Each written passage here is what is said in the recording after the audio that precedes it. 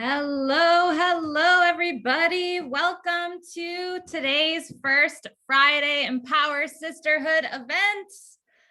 Welcome. We have a super awesome guest today, Paola Santana, who will be joining us shortly. But first off, how are you all doing? Who's here in the audience? Where are you from? We have Rhonda from North Carolina. Welcome, Rhonda. Canada, San Antonio, Texas in the house. Erica, hello from Kansas City, Oregon, Wyoming, Boston. Hey, Stephanie, Bakersfield. Woo! Strasbourg, France. Hi, Madeline. Philippines, Louisiana, Denver, Virginia Beach, San Francisco, Riverside, Arizona. Oh my goodness, so many women from all over the world joining us today. So Melissa Rodriguez will be kicking off the conversation with Paola shortly, but first we want to hear from some of you. So if you are feeling comfortable to come on video and you want to introduce yourselves to our community, the EmpowHer Sisterhood, please go ahead and raise your virtual hand. That lets me know that you are interested in coming on video and you'd like to say hello. Let us know why you wanted to attend today's event. The theme of this month is becoming a visionary, how to launch your moonshot. So before we get into all the juicy details about that, a big welcome to some of these women. Let's see who we have. I'm going to promote you to panelists. Ashwini, I'm promoting you. I have Crystal coming on to say hello. Hi, everyone. Hey, Ashwini, tell us, where are you calling in from? Why did you attend today? I'm from Los Angeles, and I just wanted to connect with other women, see what they're about, and just see how I could be of service to them, and then possibly connect with them for business and, you know, fun, pleasure, friends, all of it. Awesome. That's what we're all about at EmpowHer Sisterhood. What is your passion, Ashwini? What are you looking to do? So I currently am in business with my husband, and we have a little production company. So we do ad campaigns and stuff like that. And then I recently just graduated as a holistic health coach. So, you know, just trying to get out there, be different identity type of thing. I love it. Well, congratulations on your graduation. And everyone that's tuned in, hit up Ashwini for all of your holistic health needs or production needs. Go ahead and share your info in the chat so these ladies can connect with you if they feel called to. Awesome. Crystal, how are you doing? Am I unmuted now? We hear you. Awesome. Hi, I'm Crystal. I'm Crystal Page. I am a joyfully married Afro-Caribbean Jamaican American woman living in South Florida. And I joined EmpowHer Sisterhood today just to kind of connect with other entrepreneurs like Ashwini. I'm a certified health and wellness coach. And spiritual health and wellness, meditation, mindfulness, and practical stress relief are my secret sauce.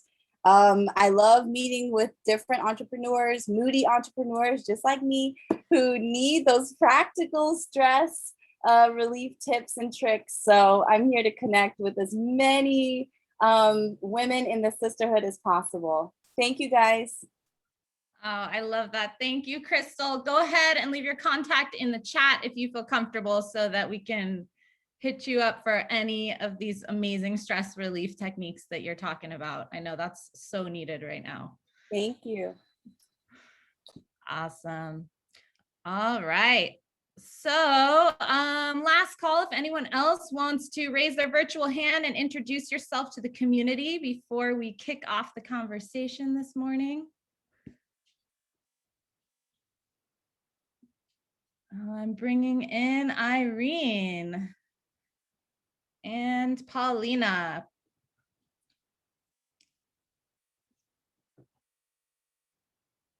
Awesome. Irene, go ahead. Tell us a little bit about yourself. Hi, everyone, and happy Friday. Am I clear? Can you hear me? We can hear you. Okay, so yeah, I'm Irene Ray Raffles. So we are in the business of supporting executives when it comes to their business operations, from their business operations to personal errands. So we are from executive virtual assistants, and it's my first time to join this kind of event. I am more on the business side, so I thought of adding an empowerment event, a personal development event to to meet other people. And yeah, I hope you enjoy this day. Thank you. Happy Friday. Awesome. Thank you so much for coming, Irene. We're so glad that you came to our event. And all of your virtual assistant needs, Irene is your girl. Irene, go ahead, share your contact info so we can reach out. And Paulina, how's it going? Come on video if you can. And okay, now I'm unmuted. So thank you so much. My name is Paulina Sosa, and I am a proud Tejana, Latina, Mexican American, Americana here based out of San Antonio, Texas. And so I also, as all the other amazing ladies said, I'm just looking to connect with other empowered women and other founders, and really trying to kind of learn best practices, because I am a new business owner myself. So we just officially incorporated ourselves. We're called Latinx Voices. And essentially what we do is we empower the communities. So we're very much about empowerment, and very much about storytelling, and really just trying to leverage the voices that we normally don't hear from the Latino community, and doing it in a very creative, artistic, and innovative way. So we're just very excited to do what we can to support other Latino serving businesses and nonprofit organizations. And we do it through social media support, through translation, communications, and like I said, our bottom line is really storytelling. So again, thank you for the opportunity to share, and looking forward to connecting with other amazing ladies here. Awesome. Thank you so much, Paulina. Such important work. And I can tell we're so aligned at EmpowHer Sisterhood. We have a very similar mission. So together, we're always stronger and better when we're in collaboration. So we're really happy you're here. Thank you. Stephanie Michelle, hello, welcome. Hello, Ariel. Thanks for gathering everybody. My name is Stephanie Michelle. I'm a leadership and life coach, author of the networking book, Confident Introvert. And I'm excited to be here to connect with other women. What I do in my work is I work a lot with the subconscious mind. I'm a certified hypnotherapist to help women, namely professional women, go from holding back to leading and doing the thing they've been wanting to do, or maybe don't yet know that they want to do, with total confidence. So I'm happy to connect with ladies here. I have a free meditation that I'll plop in the chat as well. Yay, that's awesome. Oh my goodness. Thank you so much for that, Stephanie, and welcome. We're glad that you made it today. All right, friends. So it's about that time.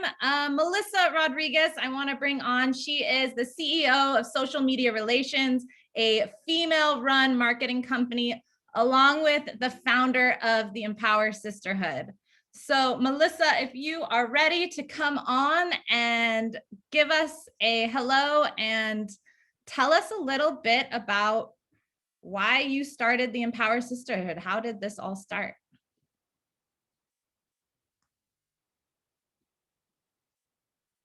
There she is.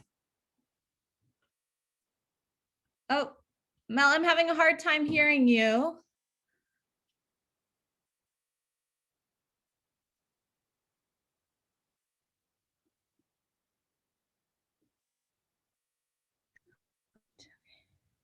There we go.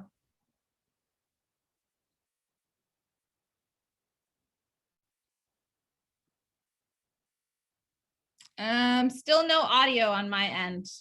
In the chat, do you hear anything?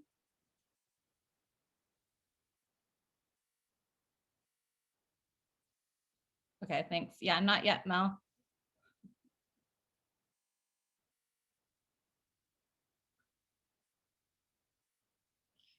Go troubleshooting with those AirPods. Can you hear me now? Yes, we can hear you. Welcome. AirPod malfunction, everyone. So nice to meet you. Ariel, thank you so much for the kind introduction. It was awesome to listen to a few of you and who is here. If you guys don't mind, actually, I love seeing where everyone is from. So if you guys can drop your city and state in the chat box below, let us know where you're tuning in from today. I think it's always really fun to connect people and see who's in the same area. So while I get my introduction going, Ontario, Canada, Arizona, Missouri, LA, Denise, LA, Memphis, Tennessee, awesome. Boston, Massachusetts, Catherine, that's where I'm from. Alexandria, Michelle from Atlanta, Virginia, San Francisco, but you're a digital nomad. Love that, Stephanie. Kingston, Jamaica. Yes, that is amazing. Scotland, Carolyn. Wow. So as you can, ladies can see, we have women from all around the world in this conversation today, which is so exciting. It allows for such an amazing, diverse, and inclusive conversation, which is really what we aim to do here. So I'm very excited about this. I am Melissa Rodriguez. I'm your host, CEO of Social Media Relations and founder of the EmpowHer Sisterhood. A huge warm welcome to all of the women who are tuning in from clearly around the globe. The EmpowHer Sisterhood is made up of women from all walks of life. And my hope is that together we will create a space of inspiration, support, and community. Thank you all for joining us for a very special First Friday event. We will be sitting down with Paola Santana, CEO of Social Glass, to discuss becoming a visionary, how to launch your moonshot. But before I introduce her, I would like to introduce to you guys a little bit about what we're all about. So, EmpowHer Sisterhood was created as a community because, like many of you, I was also starting a business. I heard you there, Stephanie, and I didn't have many resources. I didn't have a community. I didn't know where to look, where to connect with others that were building that I had hoped to build. So, of course, lots of lonely nights, a lot of hard work, and a lot of things on my plate later. I knew that I was not doing it right. I was like, there has to be a faster way. I knew that if I had a network of sisters like this, that we'd be able to move so much faster. But I couldn't find it. So as any good entrepreneur would do, I decided to create it. I vowed to create a community that would support women like you in their entrepreneurial and corporate journey. I wanted to create this ecosystem, like right here, that would provide resources, support, collaboration, an incubator that would hold space for women's visions of their businesses and lives. I know this is not the first of its kind, but my end goal was to attract a community that didn't feel cliquey. I want a diverse group of women like Shannon over here and Brittany. And I wanted them to be able to feel like this is a home for the outsiders that sometimes don't feel held and seen. And I'm so honored and I'm so privileged to say that EmpowHer Sisterhood is a no holds bar, come as you are container for all women. So if you've been called here, hi, Monica from Bronx, New York. And this sounds like the type of community you have been seeking. Welcome home. We are so happy to have you. And if my story resonates and you have a yearning for deeper connections and consistent support beyond today's First Friday event, I invite you to join us to be a part of the magic that's happening in our private EmpowHer Sisterhood platform. It's honestly a space for all of us to connect, to support each other, to share resources, to become just amazing. Honestly, this is it's been something so beautiful to see as it's growing, as it's blooming, the support that happens in this container, the resources that are shared, the event has held in between these First Fridays. So without further ado, are you guys ready to hear about the speaker we have today? Let's see, like a virtual, like a drum roll, please. All right. So today I'm so honored. Yes, Stephanie, let's get this chat box bumping, guys, because this is exciting. I am so honored to have Paola Santana, a lawyer, a public procurement expert, and a tech entrepreneur. She's the founder of CEO of Social Glass, a software ecosystem using artificial intelligence to power high-performing governments. Like, how cool is that, guys? Previously, she co-founded Matternet, Silicon Valley's pioneering drone delivery startup. A Fulbright scholar and faculty at Singularity University, she's known for her track record of introducing cutting-edge technologies into highly regulated markets. Her most recent experience includes co-drafting the public-private partnership, enabling the first multi-state Hyperloop system in the United States. She's been featured as CNET Top 20 Latin in Tech, Forbes Top 50 Women of Power from Central America and the Dominican Republic, LinkedIn Top Professional Under 35. Ladies and gentlemen, let's introduce Paola Santana. Thank you so much, Melissa. That sounded powerful. Thank you for doing that for me. I say all of us need someone to make interest for us because we cannot talk about ourselves in that way, though we should. So thank you for having me. Thank you also to Ariel for organizing and coordinating, and to both of you for creating these spaces. It's like so obvious, like, right? Like, yeah, let's launch a business. Let's be you. Let's be myself. Let me be healthy. Let me meditate. Let me have a great relationship so I can have a successful career and I can be grounded. It sounds so obvious. It sounds so simple, but it isn't, right? And that's the art of it. That's the science of it. And that's what these type of spaces create for us, a space to discuss the things that are super simple, but that we haven't cracked yet as women, as female CEOs, as female entrepreneurs. And this is why it's an honor for me to be here sharing some of the work that I've been doing in the last 10 years from Silicon Valley, sharing tips, sharing actionable, let's get that done after we close this webinar. And I'm excited to be here. Well, Paola, you look absolutely stunning. Let me just say that. You look so beautiful, and it's so amazing because you are so intelligent. You're so accomplished. I was telling Ariel a week ago, I was like, Ariel, I need to prepare a little bit more because Paola has accomplished some things that I don't really fully understand myself. And I'm sure you meet a lot of people like that. And so I'm excited to dive into, all of the things that you've done. So before I do, why don't you just give us, a brief background on yourself and just your story, where you're coming from and, where you are today. And then we'll dive deeper into a couple of those areas. And I love that you mentioned this because, if you ladies here, like, she's created a software ecosystem and she's done this drone delivery network. Imagine that. Imagine if you would talk about your industry or your system or your product in a way that other people don't understand it. And that's not cool, because then we make other people feel stupid or that they should know something that they don't. And actually, one of my jobs here in Silicon Valley is to demystify technology for women. To explain what an exponential technology is, to explain what a drone delivery network does, to explain how I was able to go from being a lawyer to being a technology entrepreneur by asking questions and connecting the pieces that many people were not connecting because they were afraid to ask questions or to look stupid. And my first call to action here is for everything that you ladies don't understand what I'm saying, as simple as, well, your business model. Paola, what's a business model? Just ask me. And I'm like, oh, I forgot that I didn't know what a business model was neither. So let me explain you what a business model is and what it can do. There is power in asking questions.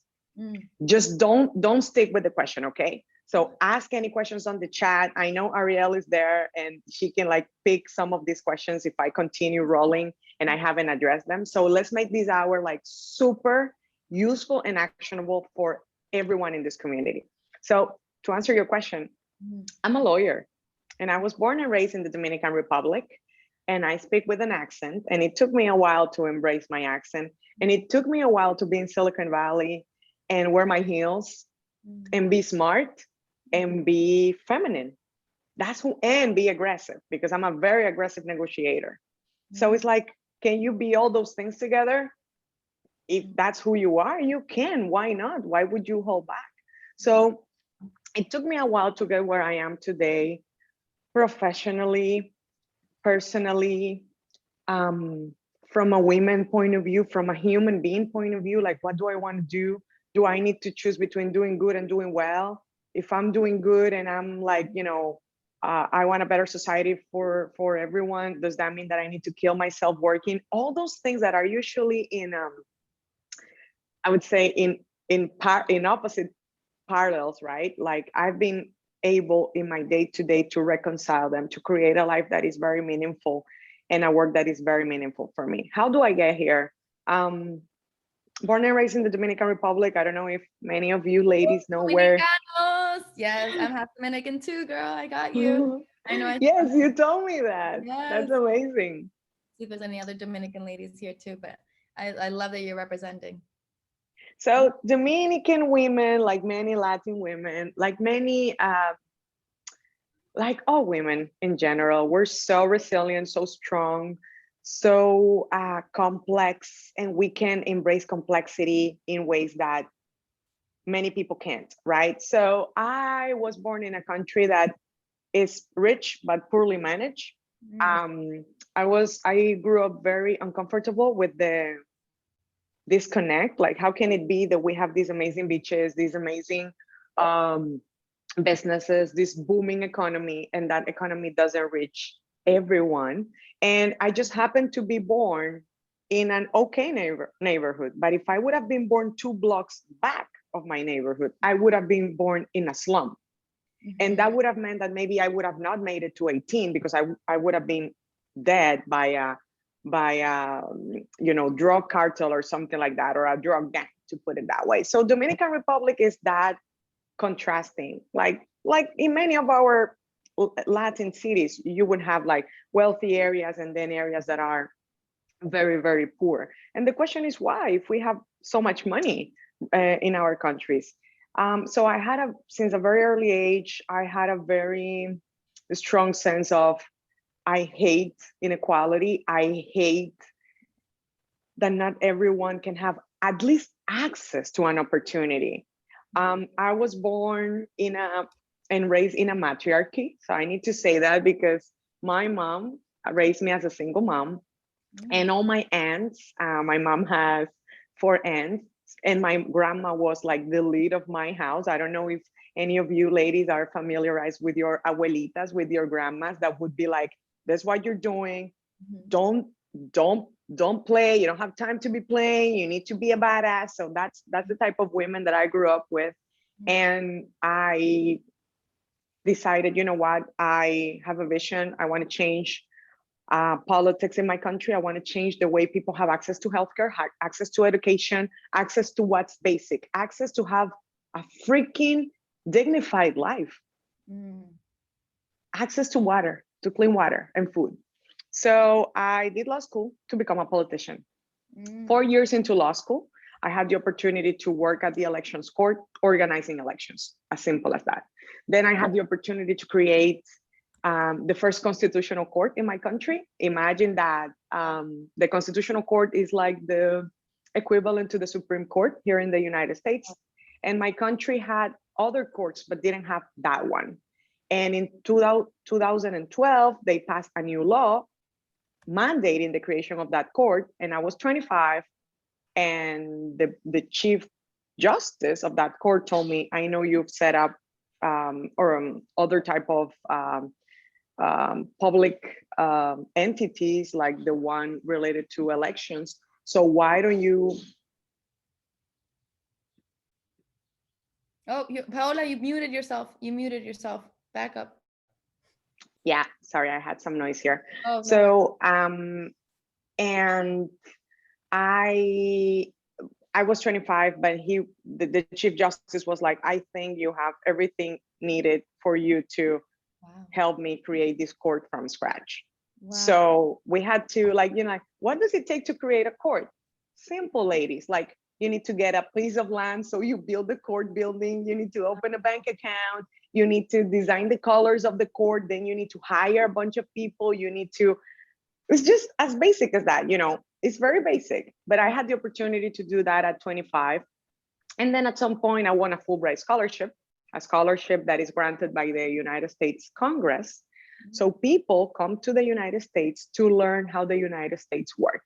And I came here to learn how the United States government work and what the future of governments could be. And the interesting thing is that you hear this fancy scholarship, and I won it. And then I studied 1 year here at Georgetown and George Washington in Washington, D.C., but I didn't find anything dramatically different than I had in DR. Let me explain you what that meant. So imagine all of my life I've been thinking that politics and government is the thing that's gonna change the world. And I study law and politics, and I come to the political capital of the world in DC. I'm thinking like, this is my dream come true. Well, the dream is about doing the work. It's not about getting the scholarship. So once I was able to be here and started to understand what was happening in the world and how DC was not really changing the world at the pace that it could change, I was thinking, maybe I'm in the wrong box. And I want you guys to capture this moment because it's very important. It's like when you check all the boxes that you thought you wanted to check, you're like, okay, I'm not getting the breakthrough or feeling what I thought I wanted to feel. And that's important to capture. And we shouldn't feel guilty or hate ourselves because we thought we wanted to get something and we didn't get it. Well, that is the insight. The insight is that you are able to do the work. You're able to, be recognized and get all the scholarships, but that might not be the means to the end. That might not be the right box. So imagine I went from DR, working at all these courts, and then I'm in DC, big buildings, fancier suits, fancier conversations, bigger World Bank reports, but nothing was moving. So I was just thinking, if my little country doesn't move through their politics, it seems that this is not moving either. We're just spending more money. So what system is really going to help me change the world? And I don't think it's this one. And yes, I won a scholarship. And yes, I've killed myself to be here, but this is not my system. The Paola system is one that is aggressive, that is fast, that is dynamic, that whenever I say I'm going to do something, it happens. It's before and after Paola.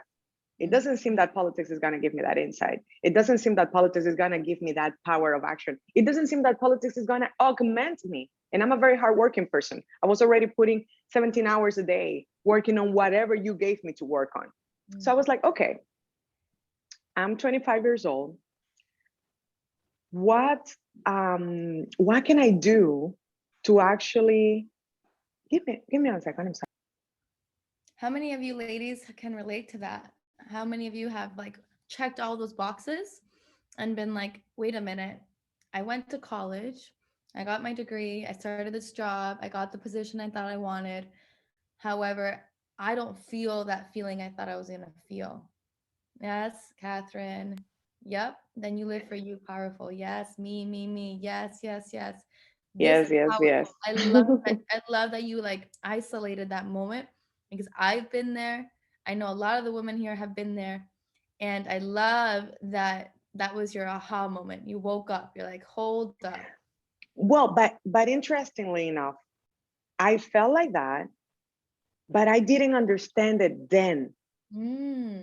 So very interesting. And Steve Jobs would say, you cannot connect the dots forward, you only connect them backwards. And this is why my story is powerful for me, because it reminds me how I was very hardly working on my purpose, but I had to be flexible to change direction, because if I would have acted very, very strongly on what I was seeing, I would not have achieved I would not have been where I am today. I would have continued trying to change politics and law through the political box. I would have been in Washington, D.C., and I wouldn't be here. I wouldn't have founded 2 companies that bypass the politics that are being talked in DC. So let me connect the dots now. So back then I didn't understand what was happening. I just understood that I was uncomfortable, that I didn't like where I had got, in the sense that I was not getting like this breakthrough that I thought I was going to get by being in the political capital of the world. And I said, okay, I want to change policy. I want to change education. I want to change transportation. I want everyone to have an opportunity to thrive. And it seems that the political system is not the one that's going to help me get there and get that done, because it's too slow. Which system is changing the world? You do a step back and you say, whatever I find, I'm going to ask a powerful question. And powerful questions are very tricky because when you ask them, you might find something you don't want. Imagine I ask an open question and I find, well, to change the world, you need to move to the Netherlands. I'm like, no, I don't want to move to the Netherlands. Well, but that's the question you asked. Mm. So I did a step back and I asked the question, what is the system that's changing the world? Painful answer. It's not law and it's not politics. So I was like, frick, I need to go back to study. I don't want to do that. I just finished this thing. But what I discovered was that the system that was changing the world at a very high speed, at an exponential speed, exponential is like, it's not when you say 1, 2, 4, 8, exponential is 1, 2, 4, 16. It's exponentialized, right? So it's technology. So technology doesn't ask questions. Technology doesn't judge. You know, you can have a phone and you can use it to educate yourself, or you can use it to spend your whole day on Instagram seeing a world that is not real life. You can choose what you want to do. Then the question is, if technology is changing the world and I can get myself educated or waste my time through this thing, and now anybody can have one of these, a cheaper one, a more expensive one. And if you don't understand like how powerful this is, like go back to, if you ever go back to your countries and do a family trip back in your, you know, if you come from Latin America, go and see that even the fruit vendor on the corner that is a low income person, they would have a phone, and they would have a phone with internet. And 15 years ago, that was not the case. These people couldn't afford a phone. They couldn't afford an internet plan, but now they do. So there's something happening there that you and I are not aware of. So suddenly I'm like, okay, there's something changing here. Technology is at the middle of it, is actually driving it. But it seems that depending on who's leading tech, that's the outcome we're gonna get. So if we have more people creating educational content, creating schools online, creating good digital products that augment all of us, then we're gonna have people consuming that. And if we have people creating things that makes us waste our time, makes us feel bad, makes us, you know, feel disempowered, then that's the type of world that we're gonna have. So who is leading tech development? And it seemed to me back then that tech development was more powerful than even being a president or even being like in office or being a politician. So I did that step back, came to Silicon Valley. I went to a place called Singularity University, that is a think tank that teaches anyone technology at the intersection of what you do. So exponential technologies for social media, exponential technologies for longevity. And then and there you are going to see all life extension methods and meditation and what we need to do to be better and what the supplements we need to take. So it's very holistic. It's not just about tech for the sake of tech and the tech bubble in Silicon Valley. They would, you know, I studied there with astronauts, with scientists, with neuroscientists, with other lawyers. And we were a group of people that were trying to come up with solutions through technology for world's biggest challenges. And that's the first time I found my tribe. People that didn't go to law school with me, people that were not politicians, but people that were talking about the things I care. How are we going to change this? How are we going to bring massive positive impact to 1 billion people? Singularity University, someone's asking the name of the institute, Singularity University. They were talking about how can I create more local wealth? How can we empower communities? And how can we do it now with the technology that we have available now? That was very powerful because that changed me forever. So I changed career, I changed box, but I didn't change the objective. My objective continued to be to create amazing opportunities and opportunities to thrive to everyone, especially the people that we leave behind. And that's how I came to create my first company out of Singularity University. That is the first drone delivery company in the world. Drone delivery is as simple, ladies. If you've ever heard about a drone flying on the skies with a package, it's something that started 10 years ago and still it has like 20 years to go before it becomes like ubiquitous. We've been using drone delivery to move vaccines, antiretrovirals, medicine in the developing world in places that are disconnected because year after year, every government has decided to not build roads. So we say like, okay, here you have a drone delivery system. It's a fraction of the cost. And now I don't need to ask permissions to government or to Congress or to anybody in government to be like, to have pity for this community because we're paying taxes for you to build the roads. So I'm not asking permission. I'm taking my drone system. I establish a drone system between a poor community and a hospital, a poor community and their local market, and they start moving stuff and getting the stuff they need. Yes, we're not moving people. We're not there yet. Why? Because we couldn't move a person in a system that was not tested. But we can move a medicine because if I lose a medicine, it's okay. Then I can ship another one. So it's an alternative transportation system that can basically help people connect to basic healthcare services and goods so they can get out of the cycle of poverty. Wow. And then fast forward today, if you connect all the dots, I did that for 7 years, learn how to develop technology in Silicon Valley, learn how to talk to investors. I was not a tech person. I learned how to do all of that. We had to create regulation. We had to create the drones. We had to get insurance policies. We had to create protocols for the drones to fly safely with NASA. So I started meeting all these people that they told me I shouldn't be there because I didn't know what I was doing. But I was like, I didn't know, you're right, but I'm gonna figure it out because I'm gonna get it done. And then things started to connect. Like in 2016, the United States passed the first drone delivery, the first drone regulation that didn't exist. Without drone regulation, drones couldn't fly. Who could talk drones and regulation? Me. Why? Because I'm a lawyer and I was there. So you start connecting the dots and fast forward 10 years, that company is doing great. And I decided to create a new company to not just jump building infrastructure. That is what my first company does with drone delivery, but actually to bypass all government poor decision making by giving governments good software so they can make better decisions. And that's what I'm doing today. And all the dots connect because it's about tech, law, government, but I had to leave my original box or the box that I thought that was the one for me to do what I wanted to do. And that was very hard to do back then, but now it's obvious that that's what I had to do. This is such an amazing story, Paola. I can see all the ladies just, I just feel the energy here of everyone, honestly, in shock and in awe of what you've accomplished and how intelligent and intentional everything you've been doing has been. I'm sure it didn't feel that way in the moment, but in hindsight, it's very clear that you did have a path that was laid out for you, methodical. And what I want to get into, because I know a lot of women struggle with this, you speak a lot about solving the world's biggest problems, which is incredible. And I asked you this too. But a lot of the women here may not be thinking in that way.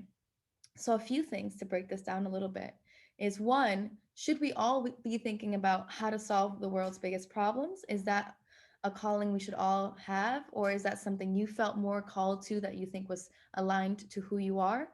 And if we're not thinking on that level of grandeur when it comes to the world's biggest problems, how can we start thinking like that? Because sometimes I think we limit ourselves a little bit and we try to solve small problems because we don't know how to even think about the bigger problem, or it overwhelms us. So I know there's a couple of questions there. However, I think there's a lot of things happening in your mind right now when you're coming up with these businesses and in this vision that you have. I think that you're just asking the trillion-dollar question. Mm-hmm.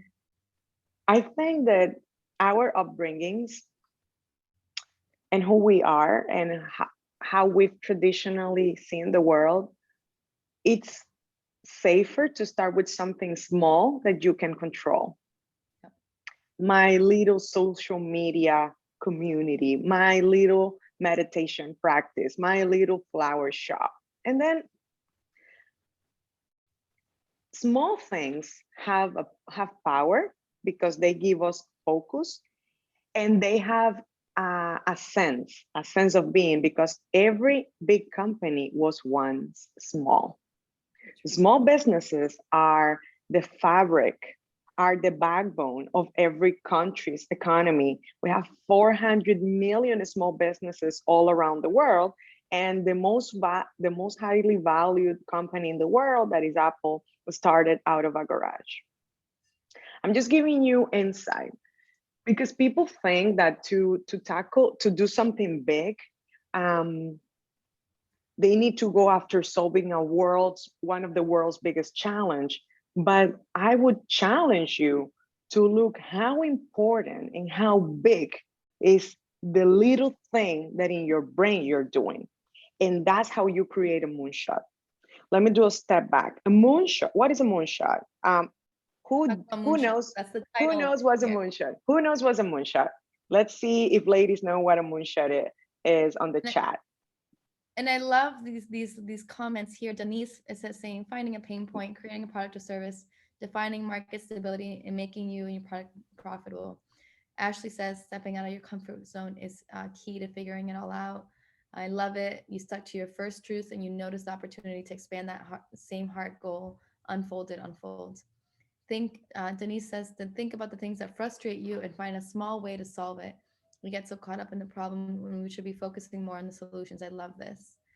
Small things have power because they give us focus and a sense of being. I love it. Stephanie, shooting for the moon? I don't know, but I can't wait to find out. To land among the stars, to shoot for the stars, that impossible goal that takes a collaborative approach to accomplish. What is a moonshot? Tell us, Paola. So in 1962, the most powerful man on earth, called JFK, the president of the United States, he was in front of a big university audience, and he said that the United States was launching the program to put the first men and women on the moon. That was called the Apollo program. That was 1962. And he did that big announcement in front of people that were looking at him and saying, this guy is crazy. We have never put a man on the moon. We have never left orbit far enough so we know how to even bring these people back. We don't know how to account for this. We don't know what the budget for this is going to be. We don't know how many software. We don't know what materials we need to build this rocket with. We don't know how to do that. And he said, we're putting the first human on the moon, not because it's easy, but because it's something that is going to gather the best of our abilities. And it's going to show us what we're able to do. And we're going to do that in this decade. So he did two things. He had a big, bold, never been done before, groundbreaking idea. And he put a deadline to it. Why? Because it was necessary to do that, to prove to ourselves that we could do something that we didn't even know how to account for. So 7 years later, in 1969, the Apollo 11 mission made it to the moon and brought those men back. Not the Apollo 1, not the Apollo 2, not the Apollo 3. Many people died on the way, and we had to create over 1,000 patents and new pieces of technology for that big moonshot to be achieved. So a moonshot is a big, big idea. And it doesn't matter if you're the most powerful man or women on the moon. People, like being the most powerful person in the world, is not gonna take away the label of you are off, this is not gonna happen. And the story is, it doesn't matter who you are, if you have a big vision, you're the only one who sees it. And you need to shoot for that, and you need to put a deadline so that thing happen, and you will figure out the steps. So a moonshot is a big idea that is very hard to grasp, very hard to explain, very hard to quantify, and which percentage or chances of success are completely unknown. But a moonshot, having all these difficulties, moonshots give you one big thing, one big gift. And it's that because the moonshot is so much bigger than you and than humanity, you grow as big as that moonshot. So you grow with it. Wow. You grow beyond your bucket list. So you were thinking like, well, I wanted to have this company and I wanted to make this much money and I wanted to give back to my family and my community. I did that on year one already. I'm trying to solve a bigger problem. So the things that you thought were your big check boxes, that's stage one. You're done with that because you're going after something bigger. And that gives you a bigger dimension to grow. In my first company, Matternet, so I knew how to do regulation, but I learned how to do drone regulation. It allowed me to work with the White House and NASA. I learned how to launch a tech product. I learned how to build drones. I learned how to put them on the sky. I learned how to do photography for a product. I learned how to launch something in a new country, and I learned how to do an agreement with a foreign big corporation. I was not supposed to learn all of that, and then I did. So I was already bigger and better than the vision that I had set out for myself. And that's the gift that a moonshot gives you. So I know that many people say, well, you were doing drones. Well, you're doing software in Silicon Valley. I'm not different than any of you. You and I said that we were going to do this exercise live. We said we were going to take someone that believes they have a small business, and we're going to do, because it's a mindset, and we're going to do live an exercise to take her little idea and make it a moonshot. Let's do it, ladies. Okay, so real quick, who here has a small idea, is struggling to make it into a bigger idea for one reason or another, and is willing to be a willing participant in a short, quick conversation that's going to help you turn it into a moonshot? Raise your hand if you're willing. We'll pick one participant from this audience. If you already have a moonshot, put it in the chat box as well, so that we can see who's already creating some groundbreaking projects. Catherine, amazing. So please put it in the chat box if you have a small idea and you need some help creating that or building it up to a bigger idea for yourself. Let's see some attendees. All right, I see Catherine raising her hand, Ariel. All right, let's do it. Let's bring Catherine on, just because that was the first one I saw. Okay, and if you guys are stuck, this exercise should help you. Just imagine you're Catherine. Imagine you're her with this concept, and go through the exercise for yourself of going through these steps. All right, Catherine is now a panelist. Okay. Hi, can you hear me? We can hear you. Do you want to come on video, Catherine? Can you do it? Not really, because I'm in the middle of getting ready for my next meeting. Okay. But it's great to be here, first and foremost. I'm Dominican as well, and I went to Colegio Calasanz. Woohoo! I know that she did too. So yeah, it's an honor to meet both of you. I've been a social entrepreneur by accident. My background is in genetics, genomics, biology, chemistry, and I taught high school 18 years ago. And then I wanted to do something for the students. It started with the simple idea of a scholarship fund, because I've always believed in the power of education. But then I wanted to have the students do some community work to earn that scholarship support. And they did. To make a long story short, what we do, Global Deeds Foundation, we transformed into this hybrid organization, nonprofit for profit, again by accident, because we kept listening to the students. And I just discovered so many things that were going on in the public school system mainly. And it just brought me closer again to the classroom. I had to go back and teach and understand what was going on. And I kid you not, I saw myself in so many of my students, the same patterns repeating itself. And then you can really notice the poverty trap within the classroom. And it's something that I'm dedicating my life to break through. So how do we do this? I don't believe that there is, my fight is against the poverty trap, and it's not something that could be done by one person or project. But so thank you, Catherine. Yes. I'm gonna try to conduct the exercise very quickly so everybody can see how we can think fast about this, because again, we will not have perfect responses. And what this means is, like, every time you sit down to do a business exercise, you need to sit down and do it in 15 minutes to 30 minutes, because you're going to work with the best information you have. And what I tell my the people I work with, and I mentor a lot of women in business, what I tell them is once we do the exercise, I have them write these exercises like a lean canvas or a business plan or a competitive matrix. And after we finish, I ask them to rip it off. And they're like, no, I just put this for the first time. I cannot rip off that page. I'm going to forget. And I'm like, we're going to rip it off because this is not a career certificate. This is not something that is static. It's something that we did with the best information we had today.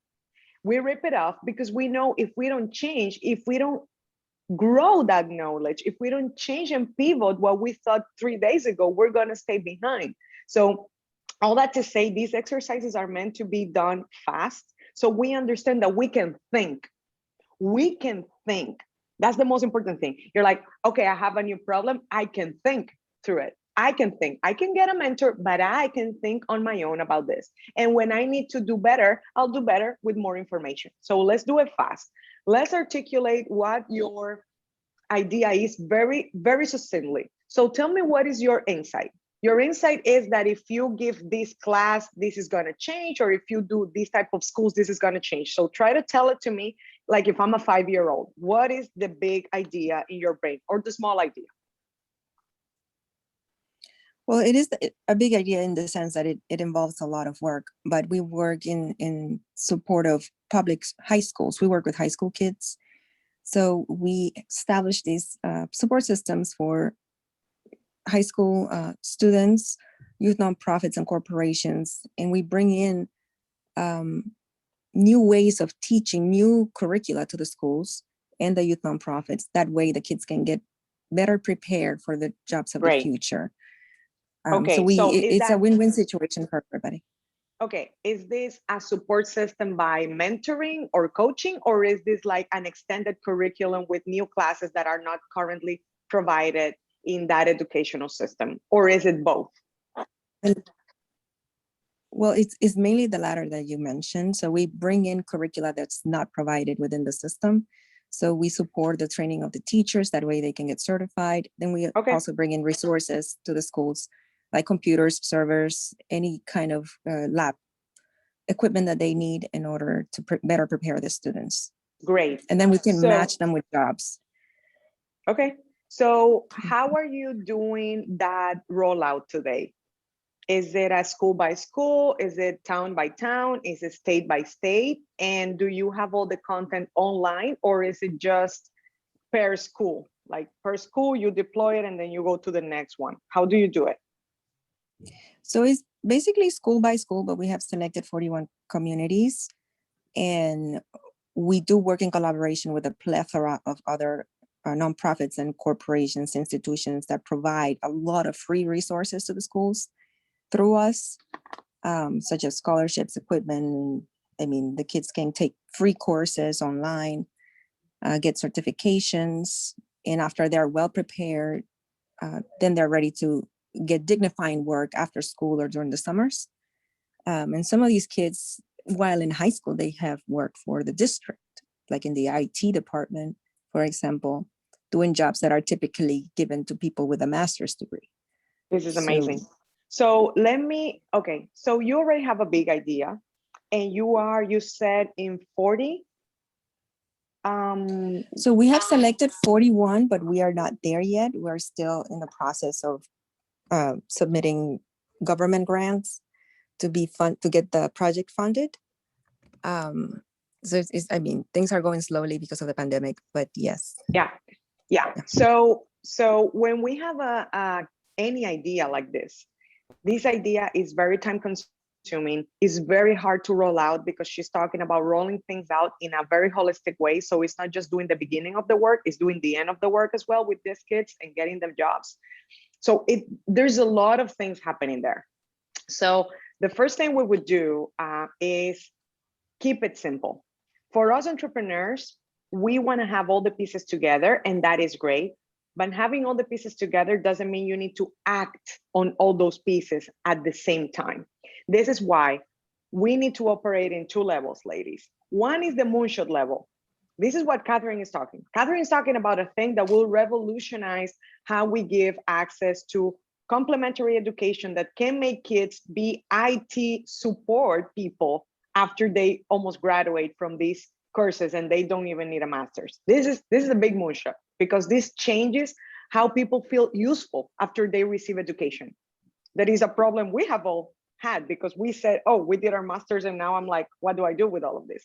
So she's solving a massive problem. That's a big moonshot. However, the moonshot is here. And if she starts here, she's never gonna be able to see the steps by steps. So as I talked about the moonshot today, but I haven't talked about the roof shot. And you can follow the word. The moonshot is a shot to the moon, is a big leap, but the roof shot is the little one, the step by step, the one that allows you to get to the moonshot. You need to operate on two levels. The moonshot is the North Star. It's the thing that keeps you waking up in the morning, even though you had a very shitty day yesterday. It's the one that keeps you going to sell your product, even though nobody's buying it. It's the one that makes you change strategy 1 million times, but not change the objective. The objective is the moonshot. My moonshot is to change change the world so people can have opportunities to live a dignified life. If I do that through politics or through technology, those are just boxes. Those are roof shots. Those are means to the end. So for any of you that think that the drone delivery or the software for government is a moonshot, those are not my moonshots. My moonshots is to change people's life, to affect at least 1 billion people in my lifetime. So what is the first step? What is a roof shot? So you can start working towards that big moonshot. So for Catherine is, she's establishing these partnerships. Now she's trying to operate in over 40 places. She's trying to get government grants and whatnot. That are steps by steps. However, what we would say in Silicon Valley is that is too linear. That is too linear. That's one by one. What is the first? I must say, I'm Go sorry to interrupt, but I must mention so that people know. I've been working on this for 15 years. Wow. So it's been a work in progress, little by little, but just imagine me starting my basement apartment in Boston and during my lunch breaks when I was working at Harvard Medical School and the NIH. It's been a work in progress, but it's been over 15 years. So that overnight success that a lot of people see, it usually takes 20 years. Just to clarify. So that overnight success takes 20 years, but if you applied exponential technologies here, we say an overnight success takes 7 years. So it's interesting because now in the current entrepreneurial era where everybody thinks they launch a business and tomorrow they get viral, here in Silicon Valley, we're like, hey kid, wake up. That's not the way it happens. However, what you're saying is that you've been in a while in the field. So for all of you, my recommendation is the following, and I do this almost once a week. Once a week, I do this exercise for my own business. So take your idea and put it in the middle, in the center. So you can then say, okay, let me do a step back. When you do a step back, you think, is this idea important for the world? Is this thing that I want to do meaningful? Is this solving a problem in my community, in my family, and then maybe it solves problems in another families? Is this solving a problem in my ecosystem? Is this solving a problem for someone? Is this going to make someone's life better? 10 people life better, 1 million people life better. It doesn't matter. Just try to do a step back and detach a little bit from your idea and say, why is this important? So all of you, as you're there, please write very quickly on the chat, what is your business about?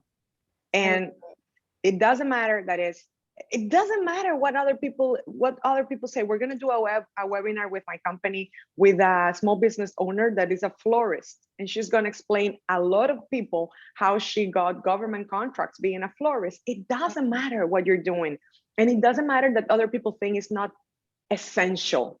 I want you guys to say, you know what, I'm a florist and I just believe flowers are powerful because X and Y and Z. So I want you to own it and say, this is why flowers are important. It's because the flower market is big and we can feed people that are cultivating flowers? Is it because they are used for perfume and to fuel other industries? Is it because they're used for decorations and weddings and it's a big industry as well? I don't know. Actually, educate me. Educate me on why your idea is important. But you need to do that by giving me context. You cannot just say, well, I do flowers because that's the thing all my family has been doing for 20 years, or because I didn't know anything else to do. Or I have this small coffee shop. Even with a small coffee shop, you can do a step back and say, where am I sourcing my coffee from? Are these families well fed? The ones that are sending me their coffee from Guatemala? Like, there are many ways to really do good in the world by just doing a step back and saying, what is the magnitude of the thing that I'm doing? That's number one. So you've done the step back and you have a sense of perspective of why you want to do the thing you want to do. Then let's do a step in. The step in is the one that gives you ability to see things with granularity. You're like, okay, I think doing this thing, I think that working on the education sector from this angle, I think that creating a meditation program for executives, I think this is important. I think that's going to make people take better decisions on their day-to-day and be better leaders for all these Fortune 500 companies. And this is why I think I'm going to have an impact in the world. That's the perspective. And then you're saying, okay, let me go a step in. How is that affecting the day-to-day life of those executives? How are they divorcing, or how are they not able to support their employees better? Or how are they having heart attacks? Or how are they having their healthcare reduced? Go a step in. For the thing that you believe, go a step in and do the research and see it very clearly. See what's the problem. See it and be able to put a finger on it. The good thing about granularity is that in granularity, you get very close to the problem and you're able to unveil one very actionable thing to do. One. So you might be able to say, well, I'm figuring out that all these executives that are not doing meditation, if they did 10 minutes of meditation a day, they will reduce the amount of stress they have by 50%. They just need to meditate 10 minutes. Wow. So it's interesting because the granularity is telling you that you don't need to create a big platform with 14 meditations. You just need to create one meditation video for 10 minutes for executives and label it meditation for executives 10 minutes. Your life is going to improve. Your stress level is going to reduce by 50%. That's the power of granularity. So you have the big picture. You know where this stupid, simple 10-minute executive video fits in. And when people ask you, well, but you just have a video, you're like, I have a big vision, but I'm just getting started. So that's what the granularity, what the small step forward gives you. Okay, so now you know the step back, now you know the step forward. Let's go up. Let's go to moonshot level. So you're like, okay, if I could do a 10-minute meditation program for executives, I know 10 executives, and that's my first minimum viable product. That's my first step. That's my granular step. I'm going to start with these 10 executives that I know, or that my family knows, or that people that I know. I'm going to start there. However, what is real impact? That's where you go moonshot. Real impact is if I take these 10 executives and then I go and reach for the next 10 executives that have the most people under them working, or 10 executives from the top 10 Fortune companies. Or if I go and give this free meditation for the not to 10 executives, but to 100, you're going up. You are exponentializing the impact of something that you know very clearly what to do, and you have done it at the small scale. Mm-hmm. Okay, so you went back, perspective, you went in, granularity, you went up, impact, outreach, but then you need to go down. And when you go down, going down means, who am I forgetting here? Who am I forgetting here?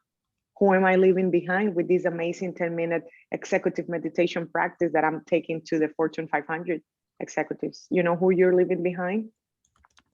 Every small business executive that is now overwhelmed with 14 million things to do, like all of us, because we have small businesses here, and we haven't been able to be peaceful because we need to lead our families, lead our finances, and lead our small businesses. So how can I give them? And they do not have 10 minutes. And they do not have the stress. What they have is that they are not being able to sustain their business for more than 5 years because they don't have peace. So for the small businesses, for the people I'm leaving behind, for the mom CEO, I'm gonna create a 5-minute daily practice, 5 minutes in the morning and 5 minutes at night, because I know she needs to unwind at night so she can have a good night of sleep, so tomorrow she can feel refreshed. So I'm not leaving them behind. But you don't start with the mom. You don't start with your harder customer. You start with the one that is easier because really, really needs you. And by the way, those Fortune 500 executives can pay you a lot of money for those 10-minute meditation. And you know what you do with that money? You fund the mom. Yep. that wouldn't have the time or have the money to say, meditation is the last thing important right now. I need to run a business. You're like, no, you need these 5 minutes so you can run your business. And actually it's free. Yeah. When you think holistically about what you're doing, step back, step forward, up and down, there is no way you can tell me that your idea is small. We just made this exercise with a 10-minute meditation executive program. We can do this with anything, promise. So I just wanted to do this exercise. And Catherine, thank you so much for being willing to share your project with us so we could actually guide this exercise. You can do this on your own. Yeah. And there's no right and wrong. You do it once, and then tomorrow you're like, that's not the step forward. The step forward is this, it's not this. But now you have a framework. And this is what we call a framework of thinking to allow you to think better about what your business is about and why it's important in the world. And the moment you start giving your idea credibility and not dismissing it like a little thing, other people will start respecting it. But you cannot have other people respect it if you don't respect your little idea first. So it's your job to make your little idea big. It's your job to talk about it in a way that is grand, in a way that is magnificent, in a way that is powerful. And when you start talking about your idea in that way, because you believe that your idea is that, then others will follow, and then money will follow, and clients will follow. Wow, this is amazing, Paola. You are preaching. It's absolutely incredible.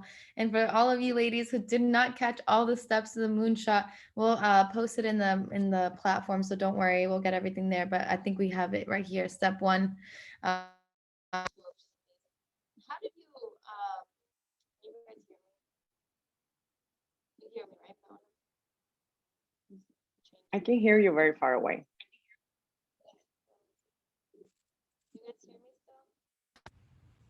Do you hear me? Yeah, you're Sorry, back guys. in. You put out there for a second. I'm back. Did you develop this moonshot process yourself? I did, and I did trying to explain my process to other people. Again, as I told you, is a day-to-day thinking. I'm always thinking I can hold all these buckets of information and don't make them conflict with each other because they're conflicting. Think about it. If you're only thinking about the big moonshot, you're always thinking that you're behind.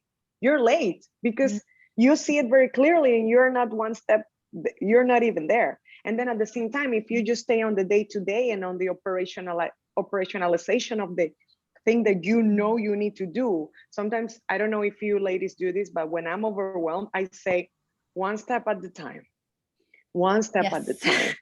Yeah. But the one step at the time doesn't make you inspiring. It doesn't get you, it gets the work done, it gets you through the day, but it doesn't inspire you, right? It doesn't inspire you after you're done with it. So you need to operate on all these levels. You need to say, I'm doing step by step now, but I know that when this day finishes, by me doing what I needed to do today, I'm one step closer to my moonshot. So you need to be able to do that. And then that was very obvious for me, perspective and then going in. What wasn't obvious to me, and it's this something I learned in Silicon Valley, was the moonshot, like exponentializing the impact and the outreach that I could have in the world. That was given to me by Silicon Valley, but what wasn't given to me was going under. And going under is something I bring from where I come from. Are we going to continue creating amazing things and leaving people behind? Why? And Silicon Valley still believes of, let's create technology and then people will catch up. And what I'm saying is, no, we will create technology and we will put it in the places where we know we need to close the gap.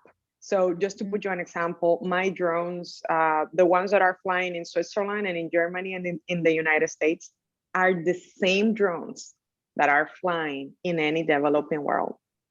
It's not like, well, developing world, let's send them first generation, the one that we developed 10 years ago. That would do, that's okay. It's like, no, it's actually a matter of dignity. No, they're gonna get the same drones. And you know who's gonna pay it? My rich client. You know why? Because they have a surplus. And that's okay. And that's my business model. And if you don't like it, don't do business with me. So, you know, it's blending together all the things that we believe in. And I'd love to see other people to take my framework and say, I added these 2 other layers, like orthogonal and diagonal, because this is bringing who we are to these exercises. Oh my goodness, this is so good. Paola, I know we're a little bit over time. This conversation has been so dynamic and also so practical in the sense that I'm going to go do a moonshot exercise. Like, I'm like so ready. I'm like, oh my gosh, we need to do this with our team. I need to do this for myself. I want to start applying this to my life. And I hope that all of these women here have found that same value, and that you guys also start to do this moonshot exercise for yourself, because it's important that you dream big. If you guys are looking for the recording, it will be posted in the platform. I want to wrap up, Paola, with any last words, any words of wisdom from someone who's been building incredible moonshots, throwing them out, accomplishing them, and now onto her next business and motivating and coaching women. Like, you're doing so much for the world and the community. What's your one big thing that you want everyone here to know? So if you wait until you're ready, you're never gonna do it.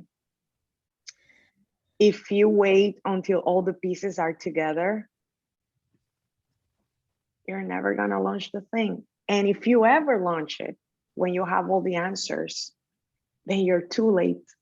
Too late for a vision that is yours to craft. All these things that you ladies see in your brain, nobody's gonna build them like you. Many people have things that are similar. They're like Elon Musk says, they're close, but no cigar. They're not there because they're not your vision.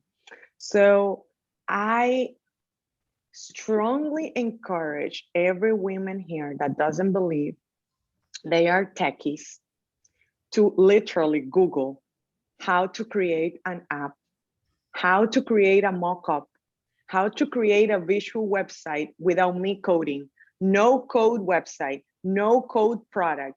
And you will find 400 articles and 400 tools out there where you can start putting together things so you don't have to explain them, so you can see them. You can see them and then show them to other people, as opposed to all these things being in your brain. Your amazing ideas, your amazing projects, the amazing next big step of your business, if it's in your computer or in your idea or in your brain, in your computer and in your brain, it's not going to have any impact. This is why I'm sharing this with you, because people did this for me. Someone sat down with me and told me, in my head, this doesn't have any impact. So I'm going to sit and I'm going to tell you a couple of steps and you can do whatever you want. So the biggest people I've met in my life, they're never giving me advice. They're never telling me what to do. They're sharing experiences and then I take whatever I want. They're the most humble people, but what did they do right? They were risky. They took chances. They were daring. They took action on their dreams. They were not blaming anybody when things were not working. They did one step at a time. They had a big moonshot and they were not afraid to go and learn what they needed to learn to do what they wanted to do. That's very empowering. And I would love to see women in 1 month from now, in 2 months from now, launching new ideas and businesses and having mock-ups of things that are in the works and not yet there, but it's coming, and to tag us, EmpowHer and me, and tell us, ladies, I'm on my way. So that would be the gift that I would receive from this community. And then whenever we have the challenges of, I don't know how to raise money, I don't know how to take it to the next level, I don't know how to hire, then we come in. Because we're like, you know what? We were in a panel, we were in a webinar, and you took action on everything you heard. You just didn't sit on it waiting to figure it all out. So, and that's the type of women I want to work with. So for whoever feels fired up after this webinar, I'm here. Paola, I love it. I love it. I'm fired up. I feel like these ladies are fired up as well. This was such a fantastic conversation. And so if you guys want to follow Paola on Instagram, we put her Instagram in there. Please do go do something, do some takeaways, create something, create your moonshot diagram, create that business that you've been thinking about, and definitely tag us. Let us know in the platform, let us know on social media. And you're right. Like when we see women take action, we are here to support you, like 1000%. And like when we see that the things that we're saying are actually happening, we want to help those people. We want to help the people who are taking risk and taking action. So thank you all. And most especially, thank you, Paola, for coming here and showing up. Like you really showed up for this conversation, and it shows. And I'm so grateful and humble that you were able to do this for us. And I hope to have you on EmpowHer again, maybe in person one day in the future. Thank you. I'm part of the community. I'm gonna share here my website where you can have me as an advisor, as a mentor in many different ways. I'm here, and I'm here. I'm so happy you're in our ecosystem, Paola. I cannot wait to continue our relationship and continue to grow it. This is so incredible. All right, ladies. Well, that is a wrap. Thank you all. Happy Friday. Have a fantastic rest of your day. Go get to that moonshot and go get working on the ins of it. Thank you, everybody. Thank you, Paola. So much love. Bye. Thank you. Bye, everybody. And don't forget to check out Paola's website. It's in there. We'll send it again for you. If you guys are lost anything, it'll all be in the platform, okay? See you all later. Bye. Bye.